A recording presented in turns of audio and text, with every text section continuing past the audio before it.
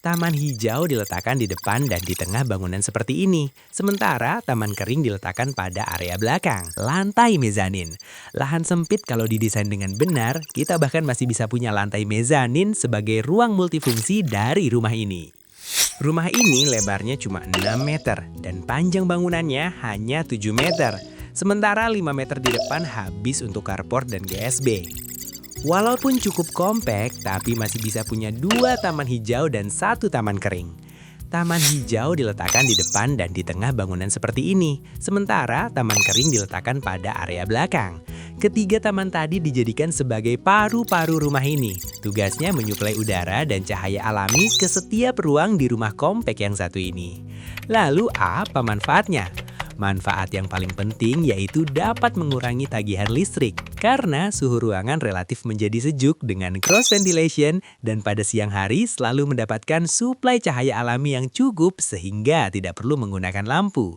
Selain itu, ada yang gak kalah menarik dari desain rumah kompak kali ini, yaitu lantai mezanin. Lahan sempit kalau didesain dengan benar, kita bahkan masih bisa punya lantai mezanin sebagai ruang multifungsi dari rumah ini. Selamat datang kembali di channel Awat Aka Studio, channel yang fokus membahas desain rumah kompak di lahan sempit dengan solusi-solusi sederhana agar rumah kecil tetap nyaman, fungsional, dan estetik. Di video kali ini, aku bakal membedah desain rumah 42 meter persegi ini untuk kamu yang mungkin memerlukan insight dan sudut pandang baru. Karena rumah ini diolah dengan ilmu dan prinsip-prinsip arsitektur yang aku pelajari dan terapkan selama kurang lebih 10 tahun terakhir dengan bahasa yang sederhana agar mudah kamu pahami. Jadi, ukuran side-nya 6 x 12 meter atau 72 meter persegi. Bagian depan sepanjang 5 meter difungsikan sebagai carport sekaligus memenuhi aturan GSB atau garis sempadan bangunan. Nah, peraturan ini biasanya beda-beda setiap daerah, menyesuaikan peraturan daerah setempat. Kalau nggak sesuai gimana? Biasanya bakal kena sanksi administratif, sanksi fisik seperti pembongkaran bangunan, sanksi denda, bahkan sanksi pidana. Jadi harus sesuai aturan daerah tempat kamu membangun rumah ya.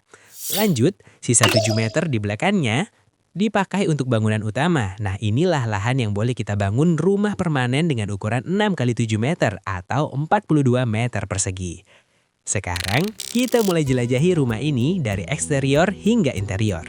Yang paling depan dulu, carport. Area ini cukup untuk 1 mobil dan 2 motor dengan pola lantai yang dikombinasikan dengan rumput hijau di sela-selanya. Tujuannya sederhana, sebagai resapan air hujan dan bikin area depan rumah tetap tampil estetik.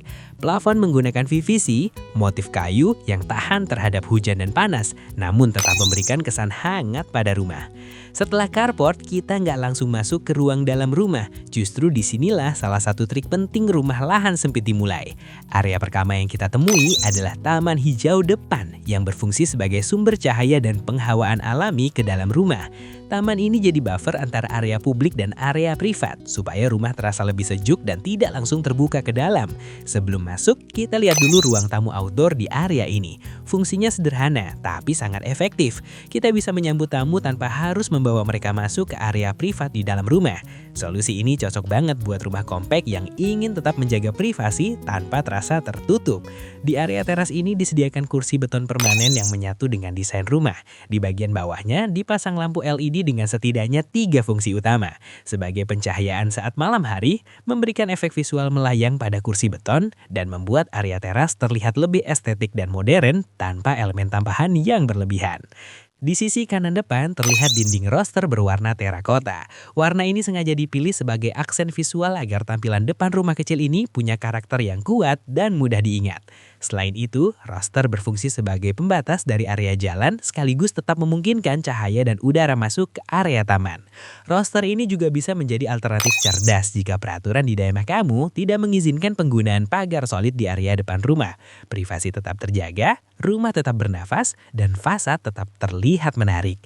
Intinya, rumah kecil bukan soal luasannya, tapi soal bagaimana ruang, cahaya, udara, dan fungsi ditata dengan cerdas. Sekarang kita masuk ke dalam rumah. Begitu pintu dibuka, kita langsung disambut oleh ruang keluarga yang menyatu dengan area meja makan dan dapur los tanpa sekat dinding yang solid. Konsep open space ini sengaja diterapkan untuk menciptakan kesan ruang yang lebih lega, terang, dan tidak terasa sempit meskipun berada di lahan terbatas. Di area ini kulkas kami desain menyatu dengan kabinet TV. Ini solusi fungsional supaya kulkas mudah dijangkau dari berbagai arah, baik dari ruang keluarga, meja makan, maupun dapur. Hasilnya, aktivitas harian jadi lebih efisien karena semua terasa dekat dan praktis.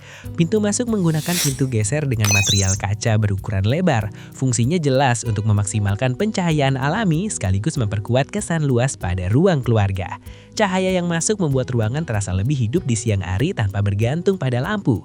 Salah satu kunci utama agar rumah kompak tetap terasa lega adalah penggunaan plafon yang tinggi. Volume udara jadi lebih besar, panas tidak terperangkap di bawah, dan sirkulasi udara bekerja lebih optimal. Di bagian atas juga dipasang kipas sebagai penggerak udara agar aliran udara bisa keluar masuk rumah dengan baik melalui taman hijau di tengah rumah ini. Di area ini diletakkan sofa dan meja sebagai ruang berkumpul keluarga, tempat sederhana untuk menonton bersama anak dan istri, sekaligus area bersantai yang tetap terhubung skala visual dengan taman hijau di depan rumah. Koneksi visual ke area hijau inilah yang membuat rumah kecil terasa lebih nyaman, segar, dan tidak menekan secara psikologis.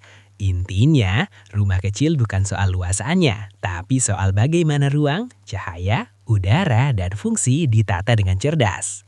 Di tengah rumah disediakan taman hijau kedua, tadi di depan, sekarang di tengah bangunan. Ini bukan sekedar elemen estetika, fungsinya sangat penting yaitu sebagai sumber cahaya alami, jalur ventilasi silang, dan area resapan air hujan. Pintu-pintu kaca geser di sekeliling taman ini memungkinkan setiap ruang mendapat bukaan maksimal. Hasilnya, ruang-ruang di sekitarnya nggak terlalu bergantung pada lampu dan AC di siang hari. Lebih hemat energi, kualitas udara di dalam rumah juga jauh lebih baik. Efeknya bukan cuma ke fisik, tapi juga ke kesehatan mental. Rumah terasa lebih tenang, adem, dan harmonis.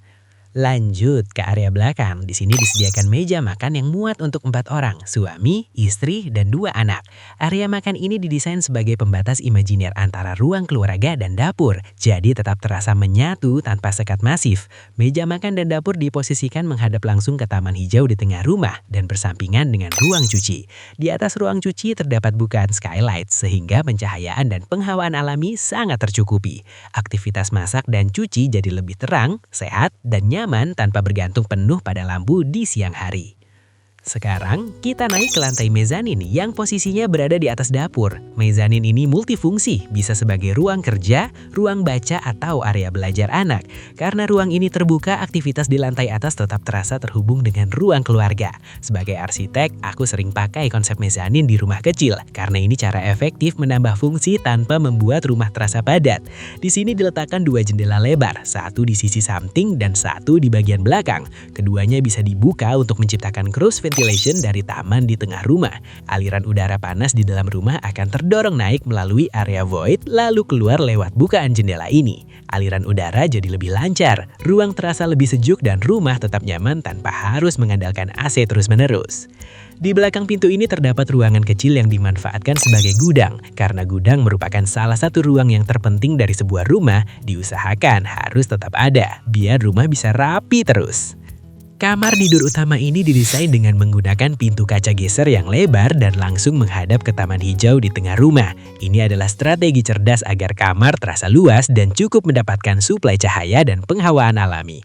Begitu juga dengan kamar tidur anak ini, menggunakan konsep yang sama dengan kamar tidur utama. Dengan demikian, rumah ini tidak akan terlalu bergantung pada penggunaan AC maupun lampu pada siang hari, sehingga menghemat penggunaan listrik. Berikutnya, toilet. Sumber pencahayaan dan penghawaan alami pada toilet ini didapat dari skylight yang berada di area cuci jemur di sampingnya.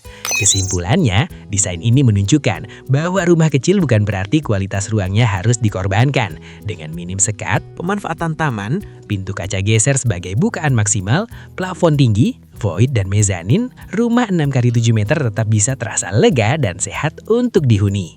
Di Lawataka Studio, sebagai arsitek, aku ingin banyak berbagi cara berpikir di belakang desain rumah-rumah kompleks seperti ini.